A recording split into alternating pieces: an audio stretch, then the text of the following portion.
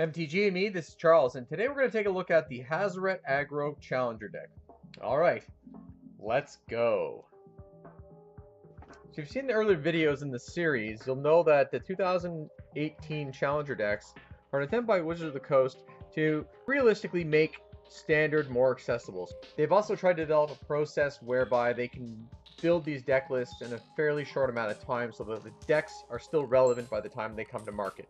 And it appears for all intents and purposes that it's been quite successful.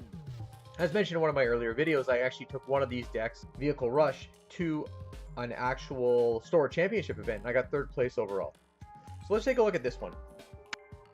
Its contents are basically the same in every one of the deck boxes.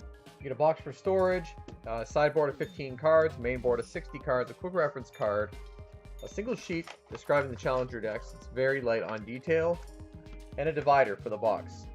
Let's look at the sideboard here.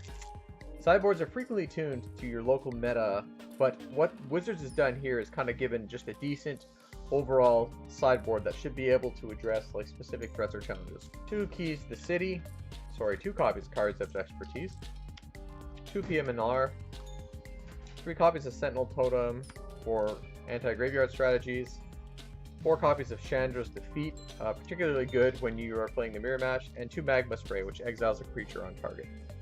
Alright, let's look at the main board. So it looks we got 4 copies of Bomat Courier. These weren't in order at all. 3 copies of Skullscar Mage, 3 copies of Harsh Mentor, looks like 3 copies of Karizev Skyship Raider. Got some commons in here, Fanatical Firebrands, On-Crop Crashers, 4 copies of Shock, 4 copies of Lightning Strike. These are relevant, 2 copies of Abrade, 2 main deck Magma Sprays, your mono red land package plus 4 Sunscorched Deserts. Of course, that'll be absent Random Act Ruins, given that it was banned in Standard.